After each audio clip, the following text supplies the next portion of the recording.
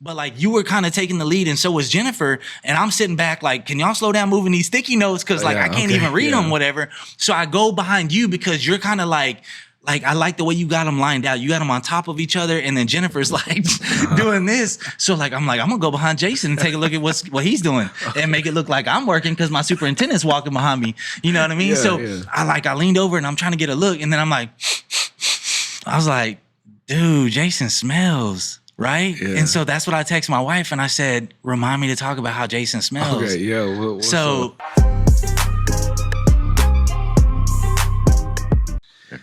no, man. So yeah, we already talked about like nothing's off limits, right? I mean, obviously we're teachers and stuff like that. But. Well, and so it's weird because when I went home, I said, I'm gonna take all my Eagle stuff off so that, if we go into it, not like, well, you can't be talking about that while you're representing this. Man. I put my earrings in and I was like, I got to have it off anyway because of, that. And so, no, I mean, in my opinion, nothing's off topic. I mean, I'm grown enough to say, hey, I don't feel comfortable talking about that, whatever. I'm with you. I hope you go in. I hope you, cool. Make me pause and think about some things because how often do we get to have intellectual conversations as adults? Because when the gentleman today when he said our profession, man, I mean we're talking to kids and obviously we want to bring them up to be able to speak properly in the right setting. But how often do we get to just do I'm with you. We don't because we got so much other stuff. So like you are wearing your earrings or you're not? You took them off? No, good. Like I was about to say good because like, and that's the thing I forgot to text you. I texted Trey the other day or when we did his episode or whatever, and I told him like, dude, I'm wearing a t-shirt and gym shorts, just letting you know like, and it's not to say like, hey, we got to dress alike, but it's just to let him know like. I'm not concerned about showing my tattoos. You're not concerned about your earrings. It is what it is. Like, Yeah. So, anyways, I had a polo shirt, in the car. I actually had two, that I brought because I was like, what's going to clash with the background? I'm cognizant of that. I'm too, I overanalyze things, I think, too much. Like me the same way with the drinks, whatever. But I was like, man, I bought these shirts from Walmart, here recently. And I'm like, I'm conscious I don't have my necklace. I can't find my necklace. So, and it's a good cut, because I paid a good amount of money from, gosh, I'm not going to remember the name of the brand now, but saw it online and they were talking about. I know you're talking about True Fit or whatever. Yeah, they're expensive in a mug. They're expensive. But I love the way, they're tied around the arms. Yeah, they make a dad bod look better. Exactly. You know what I mean? That's me. So I fell in for it. And I'm like, man, those shirts are actually cool. But then I was at Walmart right before I went to Kenya and I saw these. They were like, I kid you not, probably $8, $9. Yeah. And when I put one on, V-neck and all, I'm like, hold on a second. I said, they got the True Fit. Yeah. But for this price. But that price. Yeah, man, I bought, I think, 7 of them. Man, I call that balling on a budget, man. That's it. Exactly. So, hey, man, we're going too fast because, we're missing the most important part. No, the most important part is you. Like, we talk about that and I think that we don't acknowledge ourselves enough as often. And you kind of said that, but in a different way. Like, we don't have that grown up conversation enough. We're away from school, away from kids, away from all that kind of stuff just to say what's up. You know what I mean? But this is your, I was super excited, whenever I talked to you about this, because it's and we'll get into that in a second, but man, I look up for a year, only been knowing each other for a year. It's been right at a year because you know what I mean? You came to our district last year, but I look up to you a lot and it's just unfortunate that man, we don't man, I wish that we were like partners. I love my teaching partner. Don't get me wrong. I love Jennifer. You know what I mean? Yes, great. But so just to cut to it real quick because some people don't know you. This is Jayson Lewis. Jayson Lewis is an awesome man. I'm not going to go into his bio because that's what I want him to do because I like listening to it. Because for me, if it's something new, it's man, I got this exciting. I'm sitting with this dude. You know what I mean? So I know some stuff because you've shared it with me and man, you're doing a lot of great stuff. So you're a coach, you're a teacher, you're a pastor. Yes, sir. You're a pastor right there. There you go. So anyways, kind of tell me I already know, but tell me again about you. Yes, sir. Well, I know to those who are listening to this to hear I'm a pastor for the first time, they may be like, wait, what? Mm-hmm. You got to understand, man, pastors are people, too. It's still a shock to me sometimes when I think about it. In fact, I was in a meeting yesterday. Don't forgive me, the day before. Right. Days are blending in together. You know how that goes. And we, you talk about memory, and man, I'm with you there. So this week, I was in a meeting for an association for our church, and The gentleman that was talking to us, actually Mr. Summerall, works over at the high school as a counselor, you know, and then came back. He was talking about, you know, a former colleague of mine who's still a pastor with me, Larry Williamson, you know, Evan's dad. Yeah. So I'm talking like people don't know. No, yeah, I'm with you. And he said, man, you know, it was strange because he didn't put the connection because Larry had never said he was a pastor. He knew he was a great man and who he was putting them, you know, with the student. And same as me, I'm like, a lot of people get surprised. You know, in fact, Miss Lewis, one day. Miss Mary? Yeah, I was walking by and she was like, you pastor at church? And I was like, yeah. How did I not know this all this time? And I'm like, because I don't go around, you know, saying it. Obviously, I hope that my walk demonstrates my faith, my belief. You know, I'll talk about it if it comes up, but it's not that I'm putting it, you know, out there. And it's two reasons I think for that. One, I'm still in that mode of, should I be doing this because of my past? And I know that's a lot from the enemy. We can get, you know, into all that. The second is, I don't need to tell you my credentials. I should live them, you know? And so that's why, it's probably shocking for a lot of people to hear, you know, that I pastor or help, you know, pastor a church. But yeah, that's the thing. That's the thing. So, but man, how much, I mean, are we talking about, you know, me, like, where am I going from? You've hit, like, to me, obviously it's the most important thing. It's like, it's having that relationship with God and sharing it with others. Like, man, but you've done so much, like those things I knew. So tell me, remind me again, where did you start and how did you start teaching, coaching? Where did that start? Got you. So, I've been in some form of education, it seems like, since 2006. I was in college at the time. I had actually just came back to UTA because I was up at Austin College in Sherman, spending way too much money chasing a girl. This is with my high school sweetheart.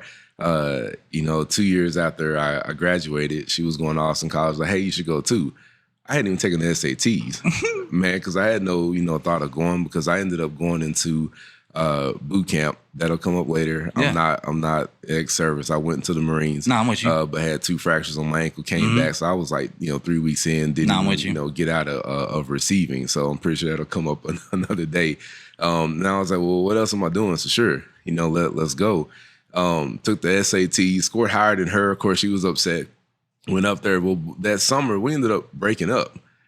But I was already registered to go, and so I'm like, I might as well, you know. And so you dodging that, but you was dodging it. It was weird because the same dorm that I was in, a good friend of mine, I walk in, you know, because I had met him early on. I walk in, and here's my girlfriend for 3 years in high school sitting in a wicker chair in his room, and I'm like, so man, that was, you know, it. But I ended up staying there for 3 semesters. I know it's terrible. There's a lot more that we'll have to talk, you know, probably later. Yeah, but I was there for 3 semesters, man. Spent a good amount of money, you know, student loans. If I had only known. No, I'm with you. If I had only known, man. Oh yeah, we talked about that. But dude, like, just, man, like, I remember the day, and it was last year. Like, and I'm horrible with dates, you know that we talked about that. But man, we was in the office. We was in the front office. I'm almost certain that's where we're at. Yeah. And like you got excited and stuff like that, and you're talking about it, and like you're talking about like a huge lump sum of student loans that you're able to get taken care of. You know what I mean? And like the set, and there's more to it than that, because it was a huge deal for you. But because of your level of excitement and because of like how much I could tell it was for real, because people say all the time, oh, like that won't work for me, I don't qualify or whatever, and then they try and then they give up. But not you. You didn't try. You tried and you didn't give up.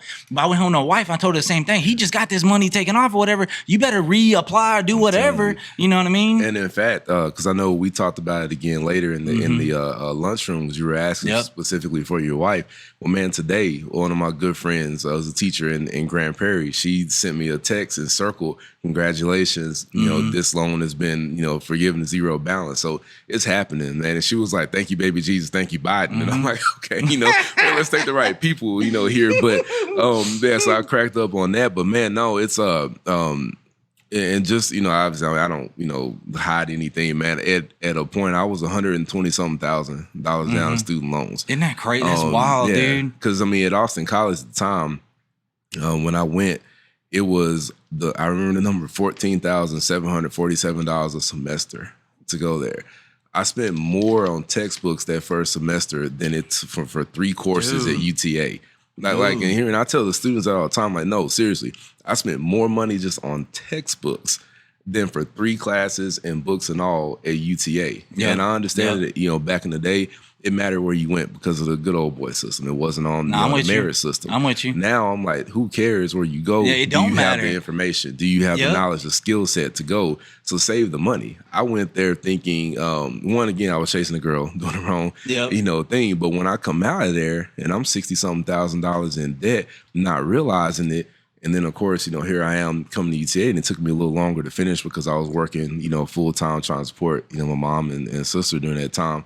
As well, the amount of debt that just rolls, you know, and you say, oh, I'll pay that later. Dude. No, man, it's not. And so when I was forgiven a majority of it, I believe, I can't remember the exact number right now, but at one point I got a $14,000 reduction because of one program I was in. And so, you know, that pulled me down to about 105, 106. Well, then just recently I had just under 80-something thousand forgiven because I met the public service loan forgiveness, you know, 10 years, you know, in because of changes to the law. And so, like you said, man, I was ecstatic. And I was a month behind on getting the information. I'm telling you, it's, and mind you, know, I still owe, but it's like to go from, you know, $800-something a month payment to 120. Yeah. Come on, man. Yeah, man, that's to me, that's like the difference between owning 2 houses and then like owning like just one, but a very modest house. You know what I mean? Like this other one that you don't even live in, that like you don't even get no money for it and all this kind of stuff, dude. Oh yeah, man. So like I preach now to the kids, you know, because I did a financial foundations course back in my other school. I taught it. It was either 2 years or 3. You know, it all blends in now. With the Dave Ramsey course, Financial Peace University is based off of that, and so we talk about, you know, within education, not taking out loans because it's a, and I'm, you know, I mean, I know you enough to know you'll take it the right way. I don't know how people will hear it, but I mean, it's a ploy to keep people where they are. If I had known what I was getting into, if I had somebody to sit me down and say, hey, this is not what they presented as, because you think about it. You fill out the FAFSA. All these kids in high school right now, you know, your junior, senior year, filling out the FAFSA. You get that information back, it calls it a reward. It doesn't say, you know, hey, here's the thing, you might not want to get into this. Here's grants. The grants, the scholarships, and the student loans, whether they're private or federal, are all listed under here's your financial aid reward. Psychologically, you hear that, oh man, I made it. And you got it. And the next thing you know, you turn around and you're like, wait, I'm how much in? Because I didn't know, even through Austin College, when I came down to UTA, it was my 2nd year in. And something was like, where are you getting all this money from? You know, because I would get enough money to take care of school, of course, and a little bit extra. Could I have turned down a little bit extra? Yes. But you don't think about that, dude. You want that right then. My age, man, and mind you, I was responsible to a point with it because I would pay up my rent for my apartment for 6 months ahead because I never knew what was going to happen, you know, with work or whatever. Was able to pay off, you know, the vehicle I had, my mother's vehicle, because her husband at the time had a heart attack. She wasn't working. So a lot of things going on. So yes, I did good with it, but come on, man. I'm a young kid. My sister worked at Champ Sports at Parks Mall. Guess what I did? Man, Jordans every second they come out. And I hated Jordans, right? I never had a pair of Jordans in my life, but Air Maxes were my thing. All right. Yeah. This is not a flex. It's a warning. My sister, you know, got the family, you know, discount, 50% off. Man, I walked out of there with 13 pairs of shoes. Listen to me. Now, mind you, I had paid my bills up. Everything was done. I was still working and all this. But that extra money, I could have just said no. I took it in and acted a fool with it, you know? And so here you go you do that 2 or 3 times, and now you're just racking it up. And so when I sat back and looked at how much I actually owed, and it was like, it hurt almost, because I'm like, how am I going to pay that back? Because nothing that I'm going to do is going to make that much money that quickly. You think you will.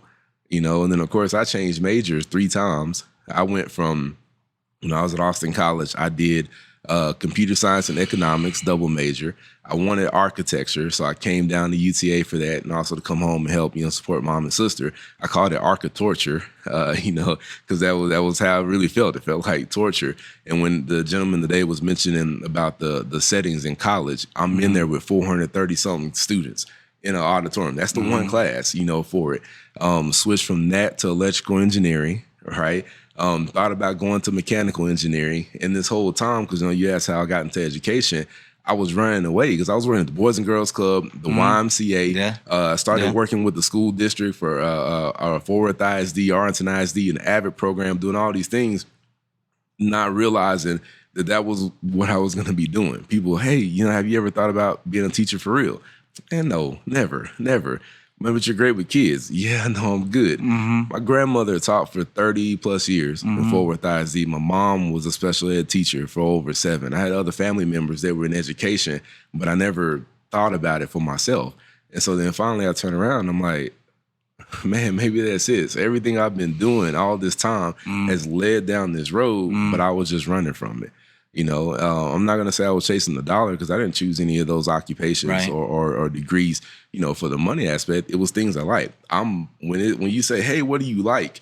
You give me a chart, I'll check every single box on there because I'm that curious about every single thing, which I think is why I get so drawn to you, because you say you look up to me, man, and I'm honored, you know, by that. It scares me a little bit too, because then I'm like, man, you gotta be on your P's and Q's, you know, all the time. No, it's not but like I look that. at you that same, you know, exact way. That's why I don't know if you notice, like sometimes I'll just be wanting to hear from you, wanting to talk, because cool. I'm drawn to you in that same way. And so we have a lot of similarities in how we are.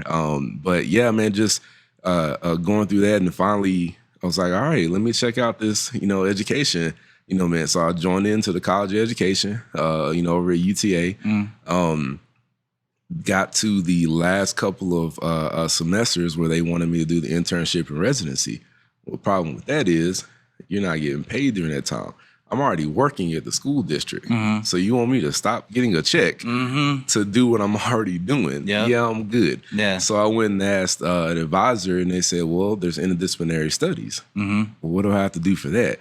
They looked it up. They said, man, with all the times you switch your majors, you have 140-something credit hours. Like, you only need 100 and 20 to graduate? I said, well, what do I have left? They say, you need to just take these 3 classes. So you mean I can graduate next semester? Oh, man, let's do it. And so I did that and went and did my alternative certification. Mind you, I did it many years later. I finished my alternative certification at the same time as doing my master's at UTA. Which was silly of me, but I just kept putting it off. You know, I was working, I was okay.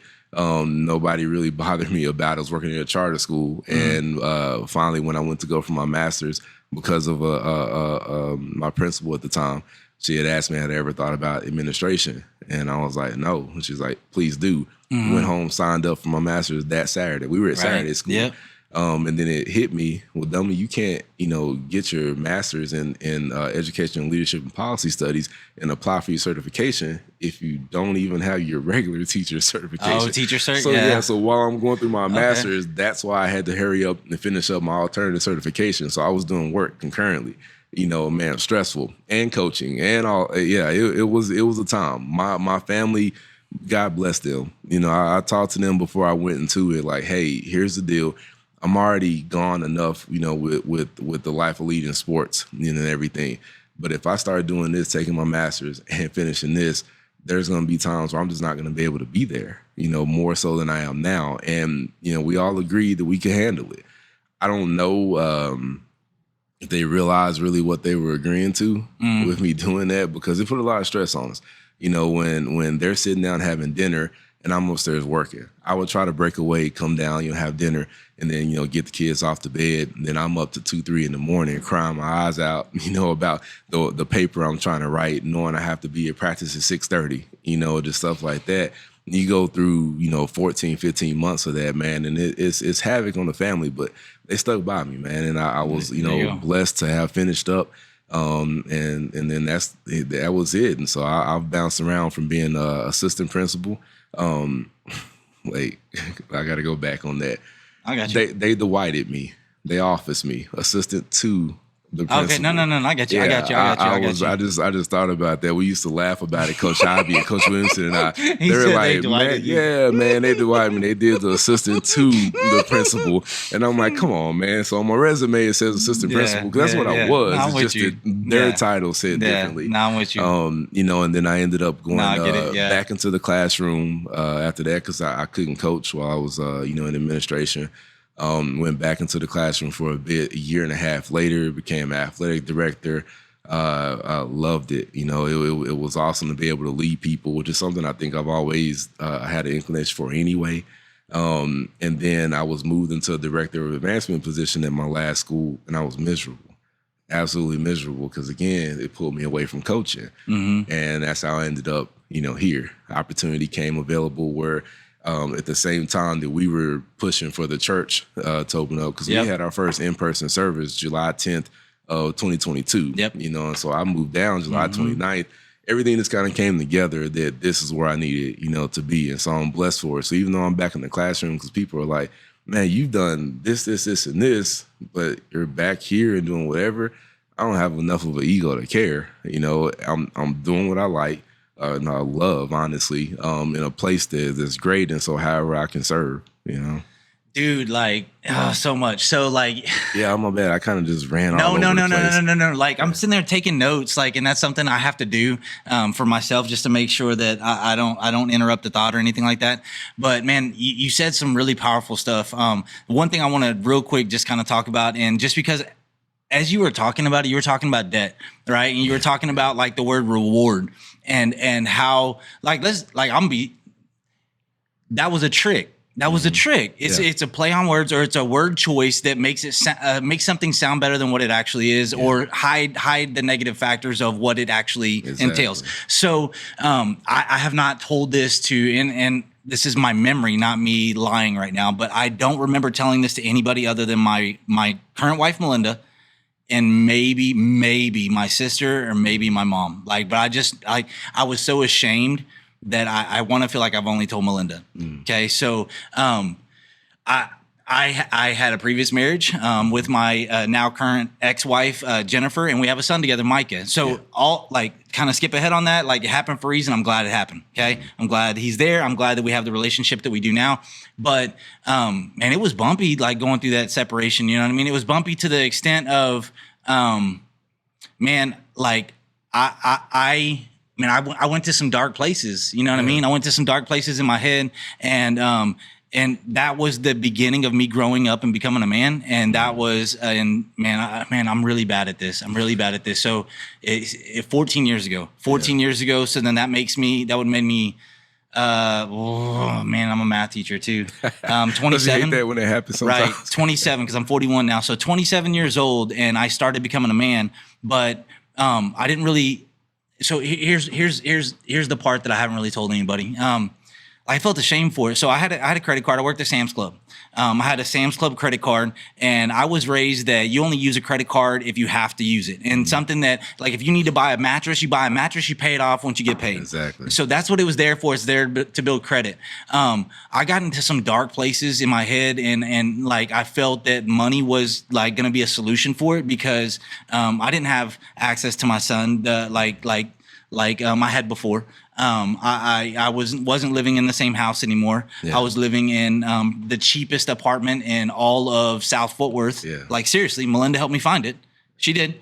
I struggled. And then I had Melinda that was there helping me become a better father with Micah. She met Micah after I split up, obviously, with Jennifer. So she came in after that, but then like she saw the things that I need to work on. She saw like she had to kick me in the butt and say, you need to step up. You have 2 hours you can go spend with your son. Get up, go in your truck. I think I was driving a truck, and go in there and see your son.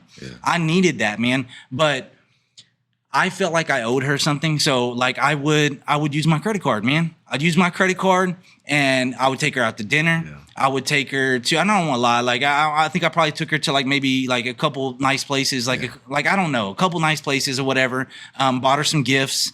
I took her on a cruise, man. I took her on a cruise, man. I think I put $3,000 on this credit card. And I was a manager at Sam's Club, so I wasn't like I wasn't getting paid money, but a lot of my money was going somewhere else temporarily, and you know, for the benefit of my son for most of it, and that's absolutely what should have happened. But I was getting to the point where I felt like money was my only option, so I didn't have the money. What did I do? I put it on a credit card.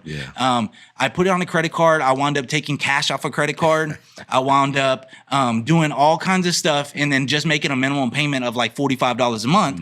And then after about 9 months, realizing I have $12,000 on a credit card, and there's no way I can pay it off. These people are calling me, these collectors and all this kind of stuff. And it was hard, man. It was hard because I felt I was too prideful to ask for help. I felt that money was my only solution, and I just let it go, man. Yeah. I let a credit card go, and and I'm not saying that that's like something that people shouldn't do, but for me, I was raised that's not a possibility. Bankruptcy, what was that? That's something right? Someone else does, right? Exactly. Like that's something that like we just hear on the news and using in debt. What is that? Like, man, so and that word reward, man, that makes me upset in the extent of kid, like I was still a kid at 27 years old. Yeah. These are kids most of the time that are 18 years old. And like you give that word reward to them, they're like, oh my gosh, free money, man. Free money. Oh well, look, one, I want to come back to something in a minute if we can, because you kind of skirted around it, and I wish that we were comfortable just saying it was depression, right? We'll come back to that in a bit, but through that phase, because I've dealt with similar. With my ex-wife, now, which we're mending things. We'll talk about that, of course. I hope at some point too. But so there was a phase that we were going through there where I was depressed, and so my therapy was that had decent credit. Mm-hmm. Then got good credit, was able to get the house, that we wanted, man. And so, of course, things started rolling in. And I understood how credit cards work, from a young age, having looked into it, messed up, a couple of things. Rob, and again, man, please, people understand, I'm not saying this as a flex or anything. Yeah. I had either 9 or 10 credit cards at one point. I had a Discover card. $18,500 limit on it. Rob, what do you think I'm going to do with that? In the state that I was in, knowing you understand how that is, thinking that I'm not able to please my wife in the areas that she needs because I'm working as a teacher. She's epileptic, and so she's on Social Security, not working. And so I'm feeling bad thinking that I can't provide. And as you said, when you have a want for something or a need for something, you just go swipe. It makes it too easy. And having taught the financial foundation class, understanding when that dynamic switch. I mean, it was actually it was I can't remember the exact year, but I want to say just after World War II, when there was a shift, in the economy, what we were doing, that stigma of debt, like you said, my granddad was the same. You don't write a check. Hot checks, I heard people getting into trouble with. You don't do that. If you don't have the money in the bank, don't write it. Mm-hmm. If you don't have the money in the bank, don't use the card. Mm-hmm. You have to make sure to pay it. Everything was zero balance at the end, of the month. But then that switch, now it's like, man, I remember, learning about when the first credit card came out. This is how you get things, and you start chasing, a dream of keeping up with the Joneses and all this stuff. Because you want it right now. Man, and consumerism is a beast. And, thinking about that word reward, with the financial aid, that's a trick they use everywhere. Because think about it. What do you get for on credit cards? Reward programs, right? Reward points. Cash back rewards. And so my justification was, man, well, if I spend this money, I'm going to get this much back. You spend $1,000 and get $2, what was the point? Because now you're spending more in interest than you got in the reward, but that was the game that you play. And so, you get into paying minimum payments, and you start seeing that pile up, and that interest, climbs and climbs and climbs. And there was a point where I had paid off all my credit card debt, thanks to a gift from, I call him my dad. He's known me since I was 6. I don't know who my father is. I've learned who he is. I don't think he knows I exist. Whole nother thing, couch session we got to get into, right? Yeah, I'm with you. But so when I say my dad, that's who I'm referring to, because he's been there for me, to want to call me out on my BS. Yeah. I say big story, kids might be watch it, right? But he's always been a call away. I don't speak to him every day, but man, that's the guy who's been there for me. And so I was just talking to him about the situation I was in, not asking for help, but he saw, hey, let me bless you, with this. Took care, wiped out, all the credit card debt. Boom, we're great. I closed out everything. Then those new cards came. Yeah. Guess what happened? Roll right back into it. And I can't tell you how many months, but it wasn't even a full year where I had that racked up. And just to be and again, I hope this, I don't mean to take us in a whole nother direction. When you talk about pulling cash off of it, was doing that easy. Yeah. You mean They tell me made I it can easy. get 3,000-4,000 like cash off And all this? I got to do is tell the cashier, give me, hit that cash back button. How much you want? Can I get 100? Yeah, absolutely. Give me 100. Yeah. And so, and you say 100, man, I had comma, in mind because there was a point, and just to be, honest with you and myself and the audience, man, there was a time where I had a problem, with WinStar, the casino. I don't know if we talked about it, downstairs, but you go in there and they enable you to put in a card to get money, and if you want, you can go through, pull $4,000 or $5,000. Well, of course, if I have 2 credit cards that have a limit of over 15,000, one at 18, getting $5,000 out of it was nothing. Like you said, just pull it here. Hey, it's that easy, man. They make it that easy. Yeah. And so how do you pay that back? So again, you get into these cycles, and I'm not proud of any of those things I've done. I don't even talk to many people about it. In fact, that's probably you're one of a handful of people that know that. Obviously now it's out there. Yeah. I can't do nothing to take it back. It's gone. But when I tell kids, hey man, I'm telling you this because I know. When I taught the financial foundations class, it was a need, one, for me to learn things, two, because I could literally say, no, like straight up, you don't want to go down this road.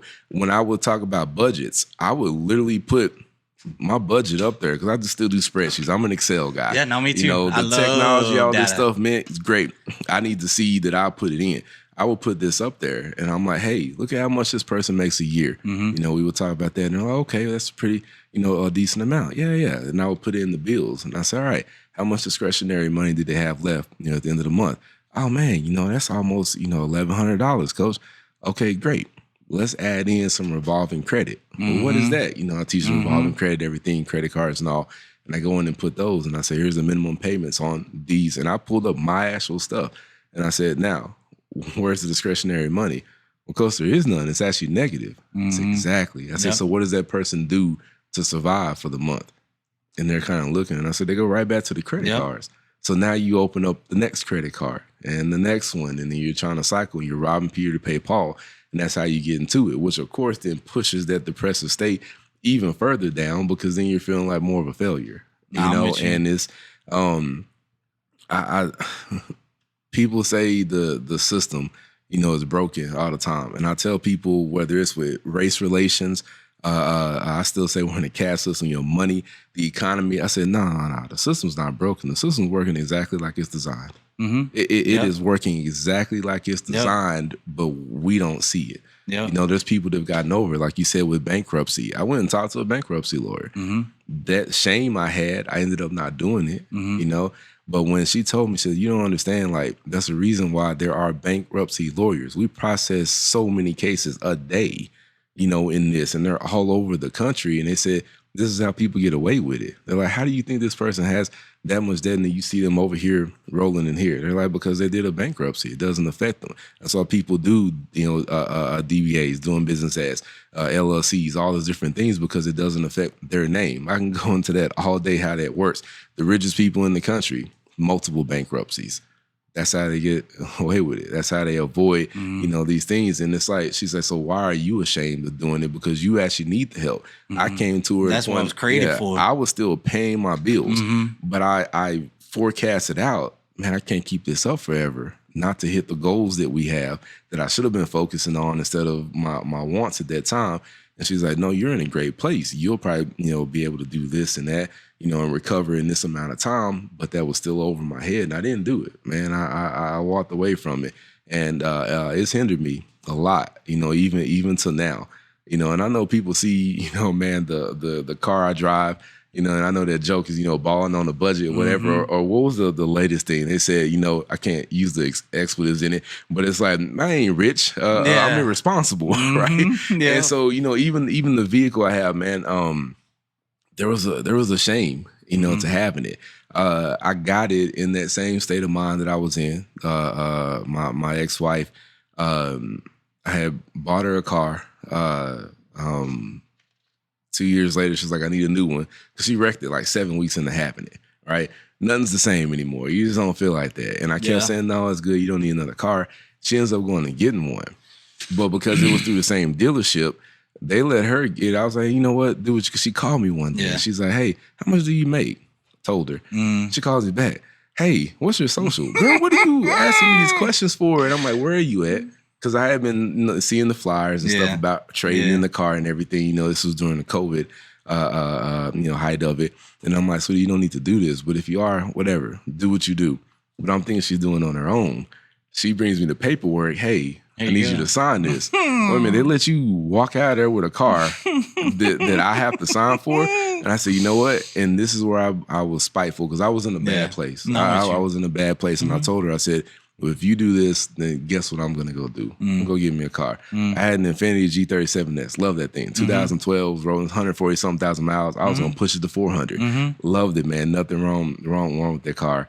And I went up to the dealership to turn her paperwork in. Test drove a Nissan. Didn't like it because it's not rear-wheel drive anymore. Whole nother thing. Went up to Dodge, and I told the guy, I said, I'm here to make some bad decisions. Listen to me, Rod. I walked in knowing that I was about to do this.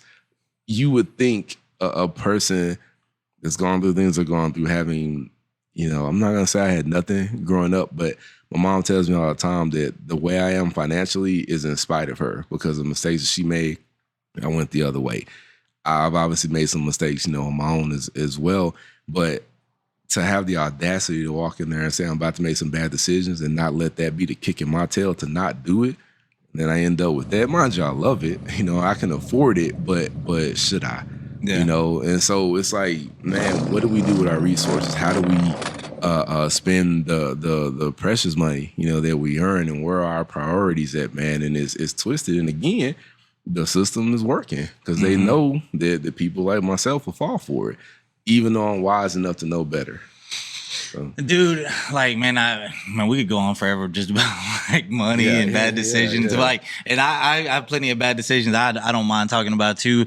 Man, you said something also that hit with me. Like, you said that a kid might come up to you and say something to the effect of, how would you know? You know what I mean? How are you supposed to understand where I'm coming from? I get that. I think all teachers do to an extent. You know what I mean? But the one thing I would like to let all of them know is man, we know, you know what I mean? I get it. We had different paths. We had completely different paths. I grew up, I was just talking to someone I haven't talked to since pretty much we were in school together. Okay. And she works for the district, right? She's worked for the district for longer than I have. But that's kind of the kind of person I was, is I was so worried about is she gonna like me? What does she think about me, that I just didn't talk to her? You know what I mean? And I seen her the other day when we were in line to take pictures, staff pictures or whatever. And I was like, you know what, I'm gonna go up to her and I said something to the effect of I'm sorry for even if you didn't think I ever did anything, I'm sorry because I didn't like who that was. I know you. We went to school together, and you're a great person. Yeah. You know what I mean? And talking to her like that, but she said something. Something came up about how I was afraid of what she thought of me when we were in school. Yeah. Because I know I made a lot of bad decisions, some of which I'm glad that I had the best possible outcome, because I wouldn't be in the same position I'm in right now. And I'm thankful for the people involved in that, and the outcomes that happened were great. But I said something to her, and I said, please forgive me for all the dumb stuff I did when we were younger. And she was just like, oh, you're kidding. You're just goofy. You're just goofy in school. And I was like, thank you, God. Because this whole time, I'm thinking that her and other people that I went to school with, that I still see all the time, that they know some of those things that I thought was kind of private. But you know how it is, small town, everything gets around. You think everybody knows everything about everything. I will own up to everything I ever did when I'm as a kid. And I've said this before, because I'm not that same person. Yeah. You're not the same person that makes the same decisions that you have learned from in the past. Yeah. So that's what I like to be able to say to those kids that say, oh, you don't know. No, you're right. I don't know what you're going through. But I'm going to tell you, I've lived stuff. I've lived my mistakes. And what I'm telling you for is because I don't want you to live those mistakes. I don't want you to sit there and go through depression. I know what, man, here's sorry. Man, think about the burden that you carried through all them years, with that, whether it was small things, large things, that burden that you carry. And we're trying to I always tell the kids, I want y'all to take the soft lesson, not the hard lesson. Mind you, sometimes you got to just fall flat on your butt. There's nothing you can do for certain people in that regard, but it's nah, man, we've been through a lot. I think kids nowadays, they go through more than what we went through because of the access to things. They're getting things sooner, and they're inundated with so much more than we had to deal with. But those problems are all relative. You know, I feel sorry for kids having to grow up in this time. You know, right now, man, it's crazy, you know, to think or to compare the issues that we have versus what they have now. It's to a nth degree of what they deal with, but we still have enough wisdom, the things that we went through that are relevant to what they're going through, that we just don't want them to carry the same burden if we can, you know, help them avoid it. But like you said, a lot don't want to listen because they think you just don't know. We know. It might be a different story, man, but again, it's relative to your experiences. And I wish they would get, because we don't get a chance to talk about it. No. You know, obviously much. You know, again, I don't think that's not in the lesson plan. You can't put that in the lesson plan. Exactly. But I don't. There's probably 2 kids that know I don't, you know who my father is. Yeah. Which is why I think I'm the way I am with kids, because I look to be for them what I didn't have, you know, growing up. I think the way I am, the way I've grown, is partly because of what I didn't have, what I did have, but almost as equally what I didn't have, if not more. Yeah, I had a father figure in my life, as I said, you know, Willie, the gentleman that's known me since, you know, I was 6. Love him to life, man. I mean, literally, I said I call him dad. I was able to come see him when I came back from Africa, man, and he's 76 now. And is still active. Man, I hope I'm like him. Still I ride his motorcycle. I'm done. This dude's great. I love him, man. But to know the pains that I went through from not having a father, you know, role. My mom, love her to life. I do, but she couldn't be that for me. She couldn't fill that role. And so that's why I'm always doing my best to try to fulfill that in kids that I see needed. Even if they have somebody there in their house 24/7, that don't mean they're present, you know, in their life. And so I look at kids like I can speak to kids' names on here, right? It's like no law against it. We're not doing purpose. No, they're great kids. Yeah, Alani Moreno. Alani Moreno. I don't know if you had her in 7th grade. I think I know her. I was at her house just a few days ago, so I know her really well. Yeah, I know her mom. Her stepdad is the chief of police, and so that's where I was getting to, man. I was so drawn to that young lady. Yep. And I want to be okay to say her to me as well, because we've talked about some things and aspects of, you know, faith and overcoming some things. I actually wrote a sermon that was tailored to something that happened during one week for her. And the thing, though, that I love so much about her is her admiration for Tony. When you think about what that man has come in to do for her life and the life of everybody in that household, man, when I see men, you know, like that, I just smile. He actually is, him and Officer Sparks do our security at church. So I've come to know them, you know, a little bit, but not to talk much. But everything that I know about him is from her. The excitement that she shows when he's coming back in town, you know, from doing a training or whatever. I marvel at that, man. And a lot of it is because, again, I didn't have that growing up. But then I also screwed up with my kids. You know, when I say my ex-wife, you know, she had 2 kids from a previous marriage. I still say my kids, even though they're my stepdaughters, those are always my babies. I made the worst mistake because I taught in the same school that my oldest was at, and my youngest eventually. And I need people to understand, with a lot of people, but I know particularly me, if you could only understand my heart behind my actions, you would see things differently. And that's hard, though, sometimes, because if X happens, but I meant Z, you know, it's hard for me to give you Y, you know, to come in the middle. Like you said, all they see is the X of it. And I made a grave mistake. She wanted to call me dad in the school. I didn't let her, because I didn't want her having to carry the burden of, oh, well, you know, he treats you differently because, you know, you're his daughter, you know, whatever. And so I'm like, hey, no, just keep it Mr. Lewis here. Do you know when that day happened, she's never called me dad since then? So we're talking about from 7 years old to 22 now. And we have a strained relationship. I honestly, thinking about it now, man, I got to go talk to her, because I don't even know how. I don't know how. Obviously, the divorce and everything, you know, maybe played something in it, but we were kind of tearing apart, before that. And I think back to those moments of, and she said it to me, and my youngest did too at one point, man, you're more of a dad to everybody else than you are to us. And I'm like, man, what do you mean? And I sat down and reflected on that.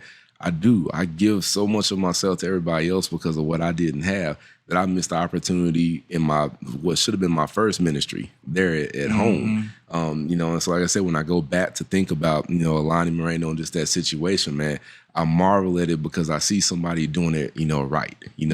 Her calling him dad, I wish I was able to go back and fix, some of those things. And so, man, a lot, like I said, of what I do and what shaped me is just because of those experiences. And when I see those things, I'm always trying to nurture that, and help it along. And now I probably got out. I don't even remember where we started. No, so I'm actually glad because like I've been holding on to this because like, all right, so I was over at Lonnie's house the other day, and I was talking to her and her mom, Linda Kane, and then Tony Kane is the stepfather. He's the chief of police. Like, and I'm just saying that for people that don't know. Yeah. So I started my relationship knowing Linda and knowing Tony when I worked at Walmart. Like my job there, like it dealt with the police and they were great relationships. So I was over there, and it's so funny. Like I'm sitting there praising her, like her Alani to her mom, because like thinking that she doesn't get that enough. I guarantee you people be telling Linda all the time about Alani.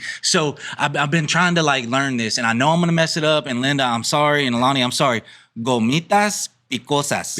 Sí. Oh my gosh. All right. Yeah. So that's their business, right? Yeah. Their business. So like it's Eli's business, Alani's business, and Linda's business, and Tony's business. It's their family business. You know what I mean?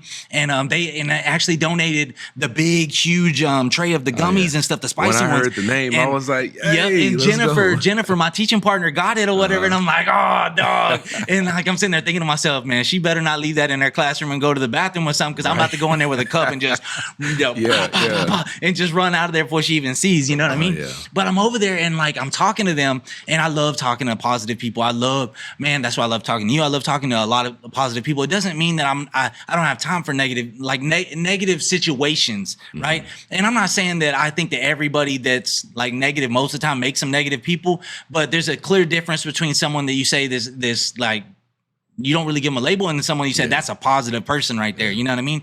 So I'm over there talking to them, and it's just all love, man. Yeah. They're helping me with my business. I'm talking to them about theirs. But like all of that aside, I sit there and like I don't know how it came up, but something came up to say like, man, Tony's an amazing man. Something came up. I don't know if it was me. I don't know if it was them or whatever. And then I was being real with Linda, and I said, you know something, and I was being jovial and stuff like that, but I was being real. Yeah. And I said, you lucky to have him, right? And then she's like, yeah, because she knows that. Oh, yeah. But then I flipped it and I said, but here's one thing that I don't know if you do know, and it's true, but he's lucky to have you. Exactly. He's lucky to have Alani. He's lucky to have Eli. You know what I mean? Yeah, because they had to accept him, as well.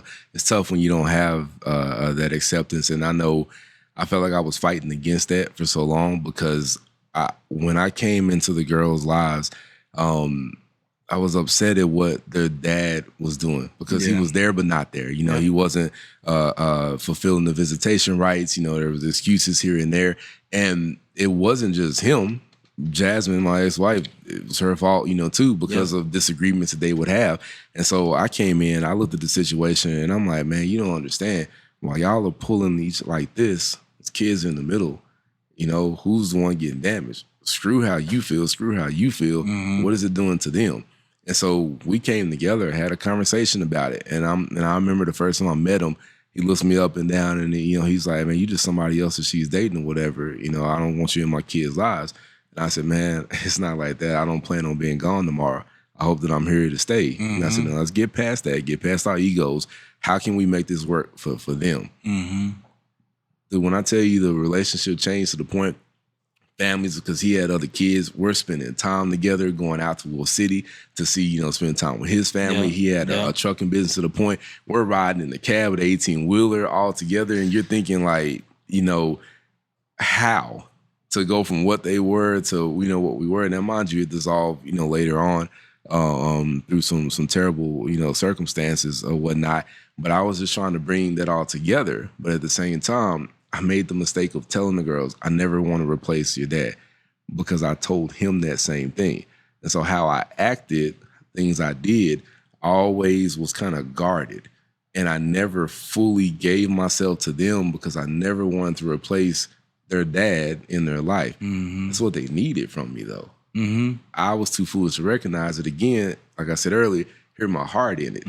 I didn't want to do something negative, but I thought I was being positive and ended up ruining the relationship, because of that. So to see how they were willing to accept me, but then I would never meet them, I love now that I see that acceptance is there with Tony, because Alani's all in. I don't know Eli, but no, he's good. He's good. He's just quiet. He's a quieter version of Alani. Yeah. But just to know that, man, like I said, it was because I don't even remember how many months in until I found out that was her stepdad. Yeah. And so you think about it, he had been at my church services doing security, whatever.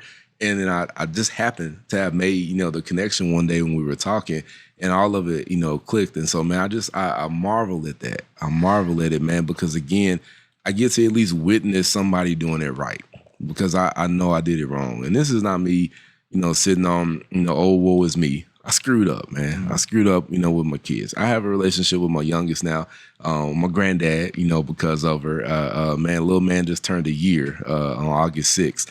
So I'm like, I'm too young to be this old. I say it all the time, but yeah, man, I one of my greatest hopes is that I can repair the relationship, with my oldest daughter, because I have an estranged relationship with my mom. We've patched up. We're good. She texted me earlier. In fact, love you, son. I'm like, I love you, mom, or mama. I gotta say mama.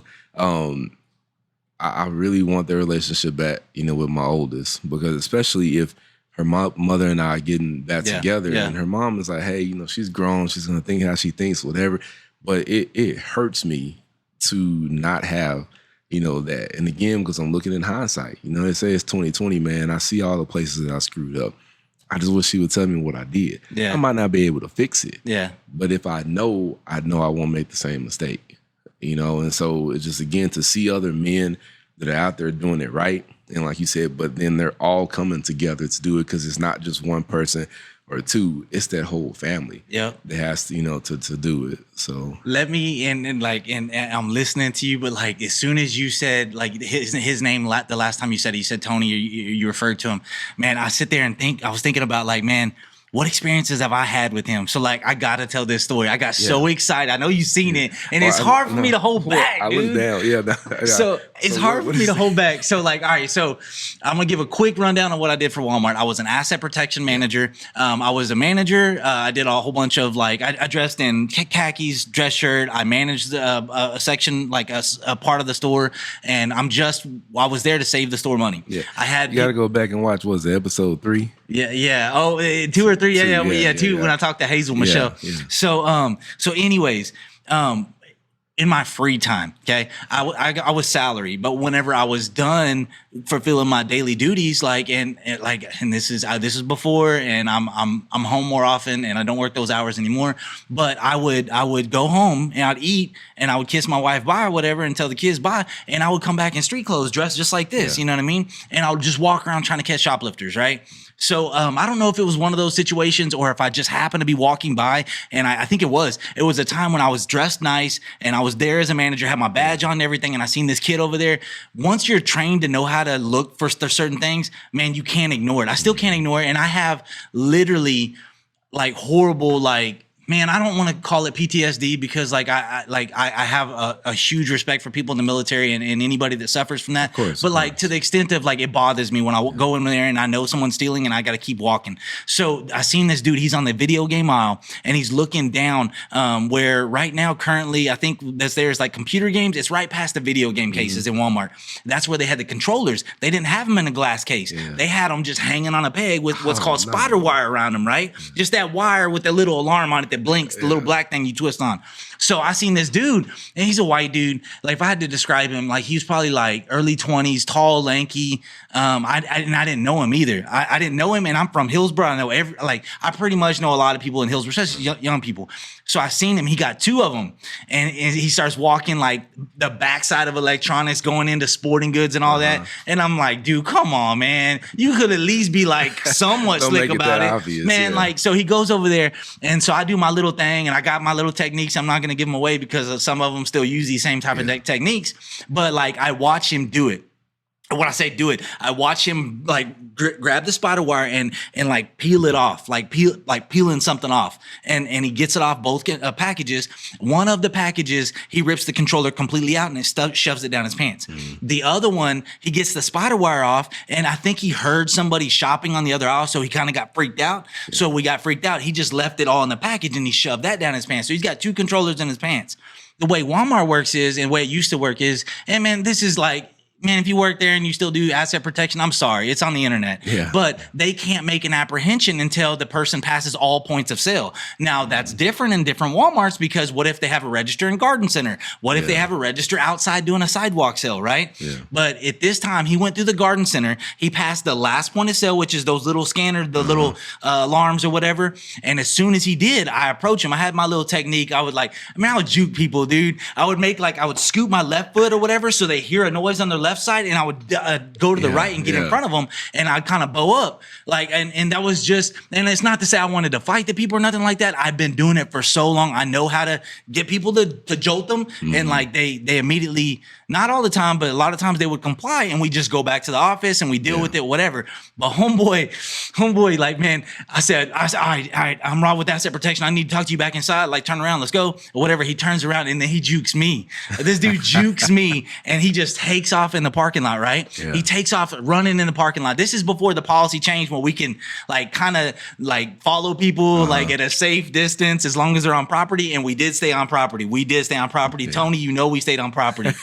So I'm like, he's running through cars or whatever, and I'm kind of jogging behind him, and I'm breaking out my phone. I got a PD on speed dial. I'm calling them, and I'm like, hey, this dude's running. Like they know, they got caller ID. It's the police department, so they know it's me. The second, and so I don't have to go through the whole, hey, this is Rob at Walmart. Exactly. Here's what's going on. I said, I got a guy running. He's running towards Tractor Supply. Like, can I get an officer out here? He's white male, wearing a blue shirt, black gym shorts, and he stole a couple controllers. They're like, yeah, we'll get somebody out quickly. Just keep me on, like, just keep us on the phone. And I said, no. I see an officer coming down the hill right now. It's a black SUV. That's a police officer. Yeah. Who is that? What's the officer? I'll call him on my cell phone because I had all the police officer cell phone numbers. And then they're like, we don't have an officer out in that jurisdiction right now. And I'm like, dude, I gotta go. Yeah. So I run over there and I'm just waving, and the dude's running. The dude with the controllers he's almost out of our parking lot, running up the hill towards Tractor Supply. And then I wave down, and they see it's me, and I'm like, him. And then so like they whip in the parking lot, cut him off, and then like I ain't gonna lie, dude, I'm a dad, but dude, this dude outrun me like by quite a bit. So like, he had that stride. He's seen that police officer whip in front of him. What does he do? He says, oh no, not going that way. Yeah. He turns around, starts running towards me, and I'm sitting there thinking I'm like $180 soaking wet, no muscles. I've never had muscles, and this dude is like tall, like, and he got something he wants to run, and he's running right at me. So like I put my mind into like, let's like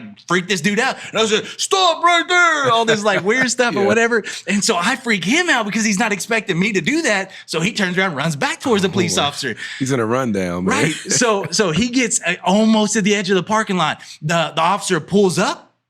I see a body get out, and I see him go over and like run over to the dude, wrap him up, and body slam him into the parking lot, right? Yeah. And I'm like, oh my God. And then like I look and I see who get up, and I was like, that was Chief Kane. Chief Kane just body slammed some dude. I just seen Chief Kane body slam some dude. Oh my God, dude. Dude. And like it was, oh my gosh. And all the officers that I talked to after that, they were like, yeah, we watched that footage. Chief put that hurt on him. You know, Chief put that hurt on him. Lot, you know what I mean? And like, like I never saw it because like I didn't feel like I earned the right. I'm not a police officer, right? I know it's public, public footage or whatever. I understand that, but like that's them. Yeah. But like just them telling me about it, and I was like, I was there and I saw that. Y'all ain't got nothing on me because I saw that he did that. You know what I mean? Man. And I got to shake Chief Kane's hand after that, and he's like, "Oh, why I got to do your job for you?" And I'm like, "Say, dog, we can't touch nobody, man. We're not supposed to touch nobody." Yeah. So no, man, Chief Kane, like, dude, I love that dude so much.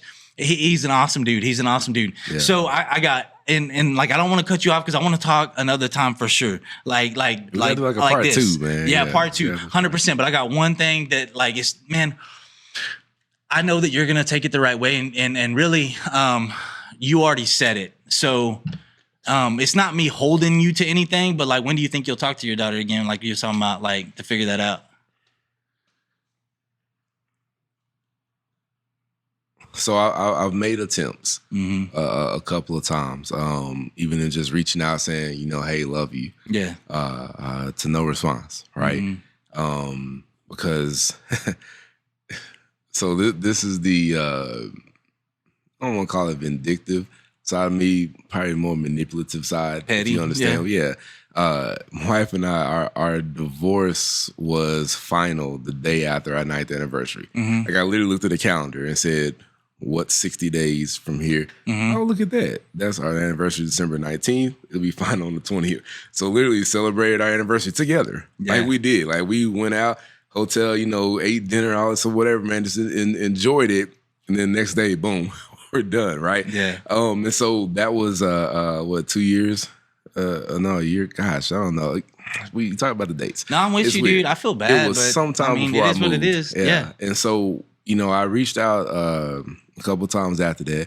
I remember, she didn't text me on Father's Day. That hurt because my other one did. She didn't text me on my birthday. My birthday is December 6th. Hers December 8th.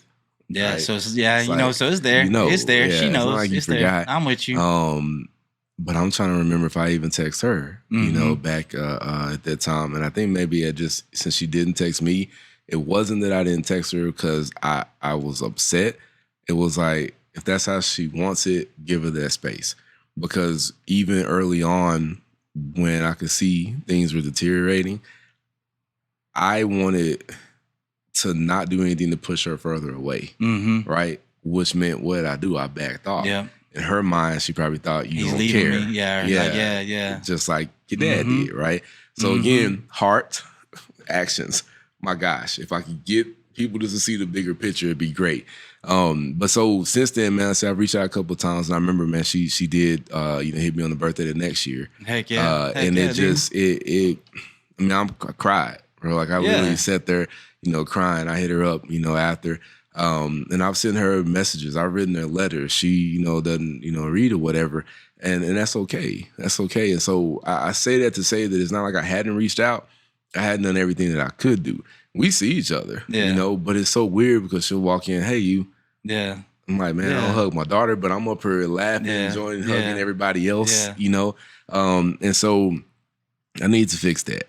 Yeah. Not to say that she ever will come around, to it, but at least I know I tried. Because again, I just want to know what pushed it there so I won't make the mistake. I'm never going to believe that I can be in that same position for her anymore, but I at least want to know, I just want her to know that I love her. I know she knows that. She knows that, but she didn't need to just know it. She needed to see it. Nah, I'm with you. And so I'm not saying that I won't reach out, again. I think just little by little, kind of let it, be, especially right now with her and her, myself and her mother, rekindling things, man. It's just going to take, some time. And so I don't want to push that boundary because, again, I never want to push her the opposite way. But it does hurt, man. It does. And I think about it all the time.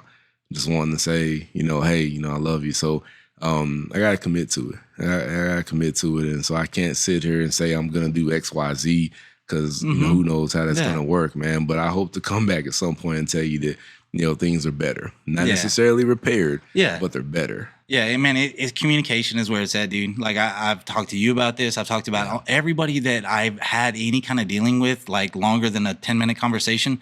This last year for our family has been amazing. And it's like, We got the same jobs. Yeah, they go up in ages. Sure, that's fine. Some are mature, whatever. But like, it's communication, dude. Yeah. It's communication. Like, it used to be like Madison sitting there telling me, "Oh, did you hear about this?" And it'd be some random thing that's no way it's true or whatever. And I used to just like, whatever, you don't know, like just be quiet. No, I wouldn't be like that, but I'll just be like, I blow it off. You know what I mean? But like now, like you can't just keep treating it like that just because you have a few of those. So now it's like just the other day, like we were getting upset with each other. We argue on a daily basis. Me and Madison on a daily basis, we argue. And I can't remember what it was, but she was mad. She was real mad at something I said. And then and she just wanted to shut down. I said, let's think about this for a second. We are different family now. Let's be different in this situation. I said, so what is it that you're upset about? And she communicated it. We still didn't agree at the end, but like I asked her, I said, do you like the way that was handled versus how it could have been handled? Yeah. And she's like, yeah, thank you, Dad. And then like 5 minutes later, she passed me in the living room. She come out of her room and she said, I love you, Dad. You know what I mean? So like, communication is absolutely think about the tools that you're giving her at this age, despite you don't want to obviously, go through all those things, but imagine the set of tools you're giving her right now to be able to deal with her husband when she gets older so that she can avoid the situations that, a lot of couples go through. You're giving her that toolkit to be able to refer to.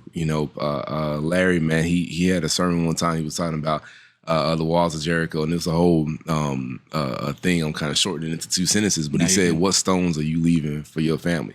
Because it was talking about how when God split, the River Jordan, and they came back to put stones there as an altar to remember that, so that for generations they could come back and see what was done and remember what was done. And so he paralleled that to, again, what stones are you leaving for your kids? And I was like, yo, it hits me so hard because, again, what are we doing? And so that stone you're leaving for communication, she'll be able to come back to, revisit all the time and know, hey, yeah, it was rocky then. Yeah, we might not have had a solution, but look at how we worked it, though. Look at how we kept the relationship, going despite. That's what I think love is, man. The same way, I'm not trying to, get in here and preach the gospel and everything right now. But that's the difference in having a covenant love and a contract, love. Contract is what do I get out of this and what am I doing for you? Covenant says I'm going to do it despite what you do. And that's the difference in what you're giving her, is that ability. So the contract would have been, I'm going to make you happy, you're going to make me happy, we're going to be okay. No, she didn't get what she needed out of it. You probably didn't either, but y'all still love each other even though, man. And that's the thing that I wish more people had, because I'm telling you, she's going to look back, maybe not on that specific incident, but my gosh, man, if you continue to go down that path, dude, you're setting her up for success. And whoever she ends up marrying, man, is going to be appreciative of you for that, even if they don't know it. Man, it's a beautiful feeling. It's a beautiful feeling whenever you see, or when my son, like my oldest son, Micah, when he left on Sunday, like, because I get him every other weekend, standard custody and stuff like that. When he left the other weekend, because he's 17 or whatever, and he drives, you know what I mean? So I say 17, holy Jesus, man, I always feel bad. So no, not yet. He's about to be in a couple weeks. He was leaving, and typically it was like, hey, Dad, like I'm leaving or whatever. He's staying in the entryway, and I have to go like get my car keys to let him out, because a hunter, we have to double lock for both sides so he don't take off running. So he would just do that, and he'd have like his arms with his Xbox in it, because he always brings his Xbox, and he's just waiting on me. Like, man, this last time, dude, he didn't have his Xbox. He already had it all packed up in his room in a bag, whatever, and he came to me where I was sitting down, and I think I was in a massage chair, like one of those little massage seat add-on things, and I'm doing like this or whatever, and then he's like, Dad, and I'm like, oh, and he's like, I'm leaving, and so he kind of just stood like where I could barely get up, and so I got up, and he was already, as I'm getting up, his arms just going like this, you know what I mean? His arms going like this, and so like, so I know you know this, and especially with these young men that in school and stuff like that, but when you give a young man a hug, a lot of times, if you're the person that initiates it, they're the first one that wants to let go. You know what I mean? Like, in my experience, so I don't know, man, like time doesn't go well in my head, but probably 10 seconds we embrace each other. You know what I mean? And then like I do one of those double pats on the back to let him know, like, all right, it's cool. You don't have to keep giving me a hug. You know what I mean? And then I start pulling my arms back, and he pulls me in closer, and like, and I don't quote me on this, because maybe it's just me and my emotions right now, but I want to say, like, Dad, I love you. You know what I mean? Dude.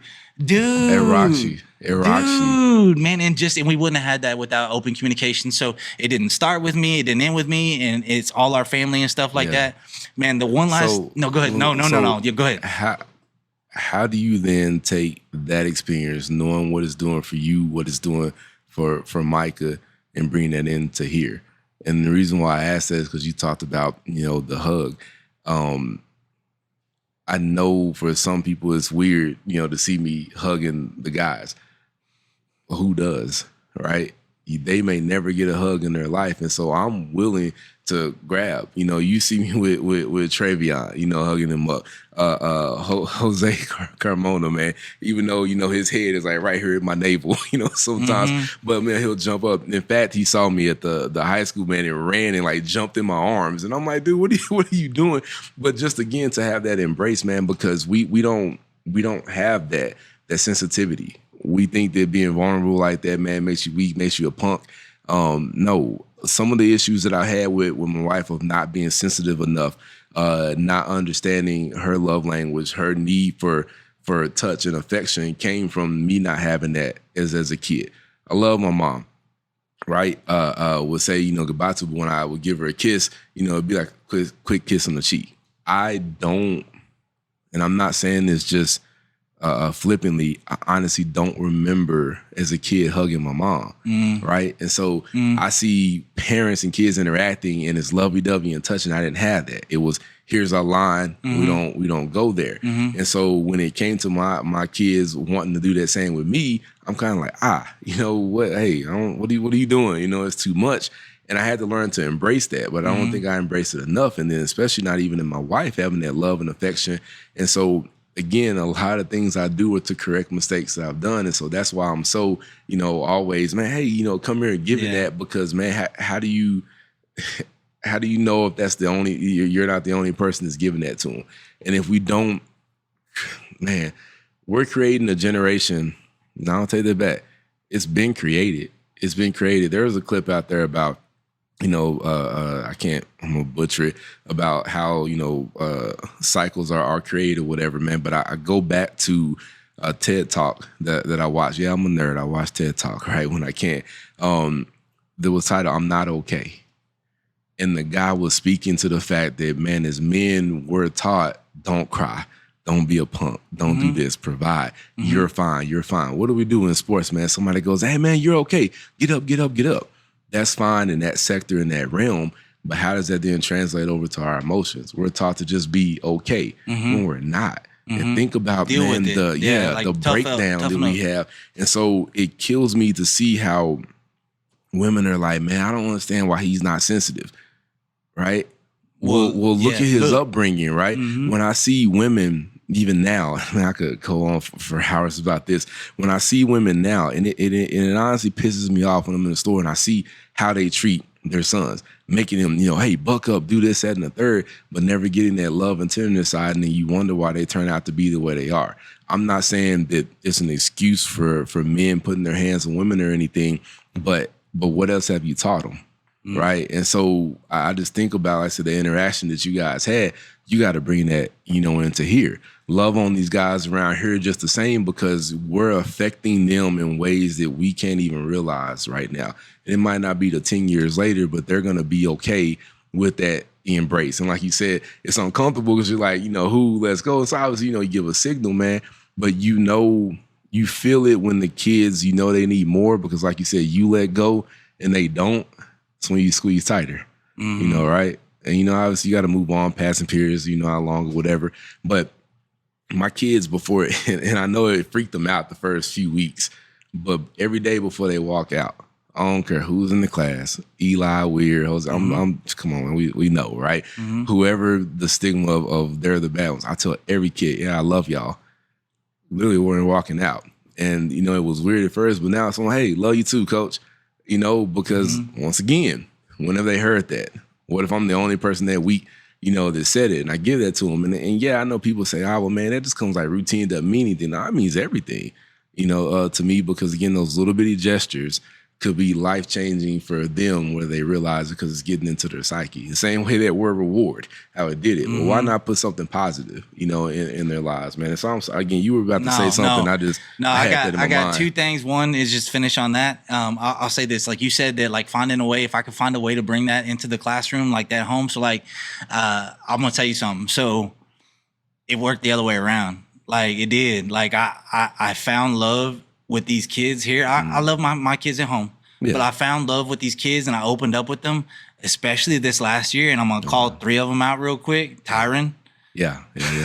Tyron. Yeah.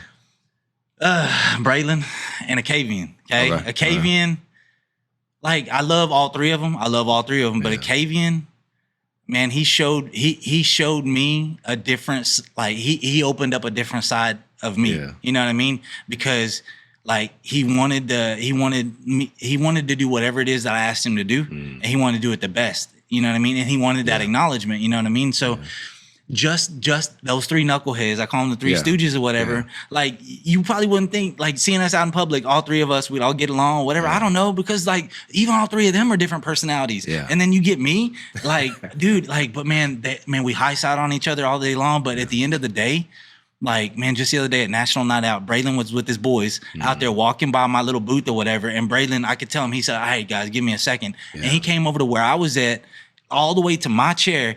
And he said, and he just gave me some love and gave me a hug. You know what I mean? Yeah.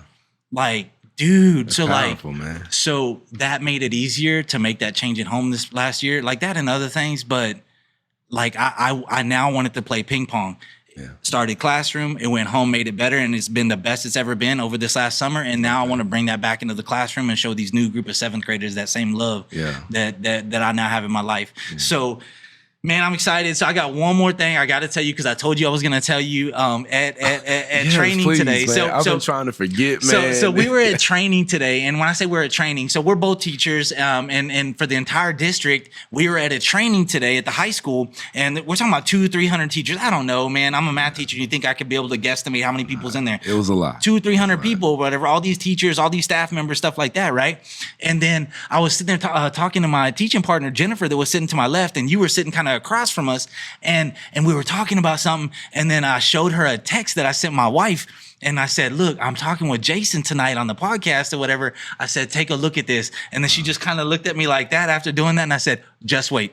And then so like, oh man, okay. So I buckle up, man, and strap in, man. It's gonna be silly, but so like there was a point when we had to have our sticky notes. All of us wrote like down ideas and stuff like that, and we arranged them, and we had to stand up and move and organize all these sticky notes into categories like on skills and anyways.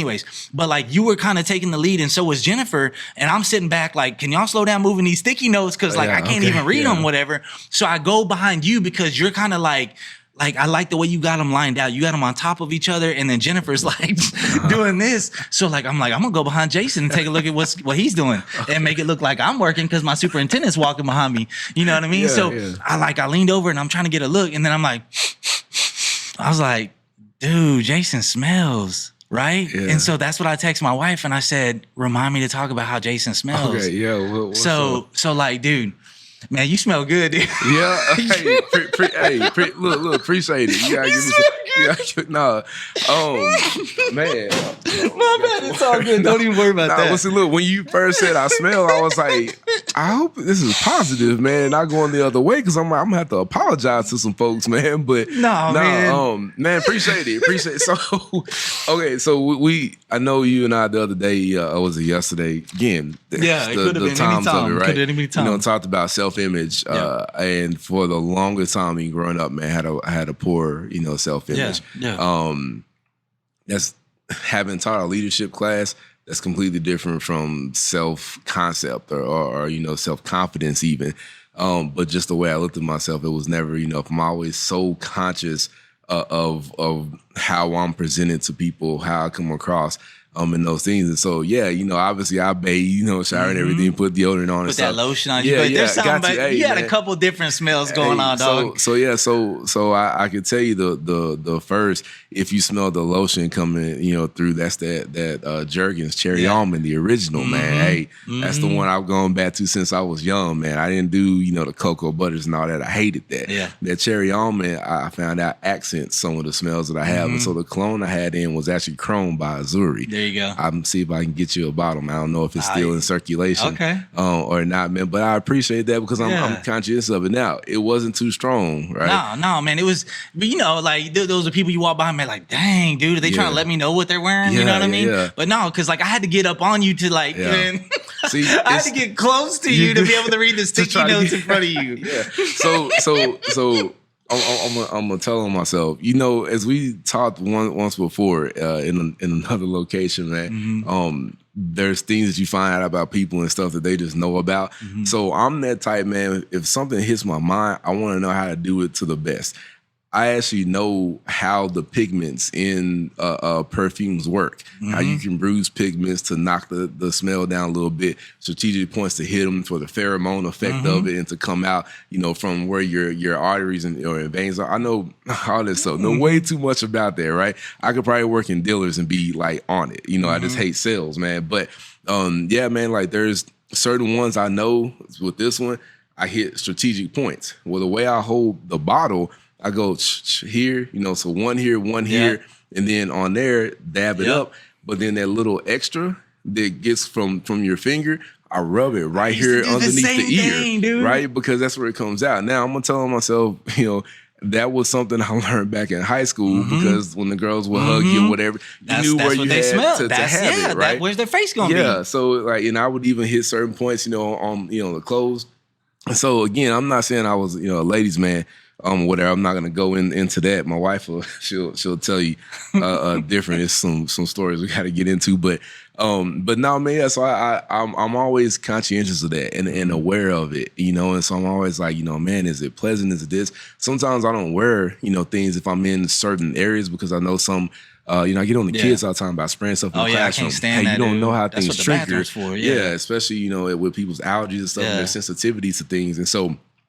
I don't do it as often, but man, I hate smelling, bro. I cannot stand it. And you know, we got we have to do better with our boys and some of our girls too, you know, about that. They just may not understand the necessity for cleanliness, the necessity for, you know, taking care of that. And I also understand too the other side of it. They may not have access to you know, those things. You don't know what their home life is. And so I love the fact that we have kits downstairs, you know, that are in boxes. If somebody needs it. And so I'll just, you know, someone walk, hey, you know what I mean? Take that home with you. You know, just to know. Don't say nothing else. Just walk, you know, wait. Now I've had to pull in guys and talk to, you know, personally. Or I might have, you know, a female talk to another, you know, young lady. But now I've always been conscientious of that. So I appreciate it. Because again, it's not so much to get noticed by other people. It's for me to feel confident. But then when I'm in those close situations like that, it's good to know that hey, I did something that was pleasing to your nose when it could have went the other way. You know what I'm saying? So nah, man, Precious, that's what you because I was like, what are they? Because I heard you say my name and I was like, huh? And I was like, okay, you told me not to worry. We'll talk about it later. No, man, that's good. But man, but what's crazy is for you to feel okay even saying that, man. Because we got to start breaking these stigmas. Man, that don't make me no way just to say something. I'll tell somebody they pretty in a heartbeat. I was like, man, you know you cute. Come on, man. You know you cute or whatever. Just, you know, I'm playing. But it's just, there's a lot of things that I wish that we could break. You know, and like I said, and it starts with guys like us just, you know, being okay, you know, with that, you know, having the jokes, having a conversation, hugging on the guy, just being that way, because man, we can affect, you know, that change. You know, and man, what is that they're saying?